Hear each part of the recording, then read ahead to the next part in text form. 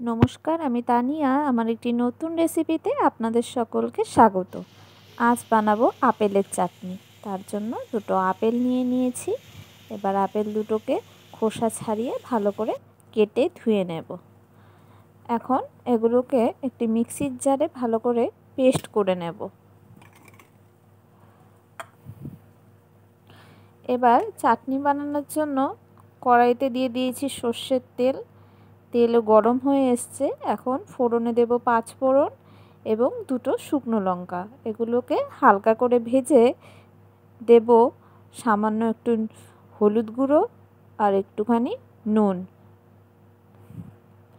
এখন এই তেলের মধ্যে দিয়ে দেব পেস্ট করা আপেল। এবার এগুলোকে ভালো করে ভেজে নেব।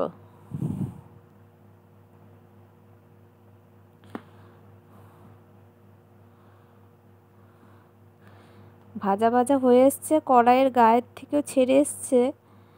এখন এতে দেব পরিমাণ মতো চিনি। মিষ্টিটা নিজেদের পছন্দ মতোই দেবেন। এখন এটাকে আবার কিছুক্ষণ কষিয়ে নেব। একটু ফ্লেভারের জন্য দিয়ে দেব পাতিলেবুর রস। আবার এটাকে একটু নেড়ে চেড়ে নেব।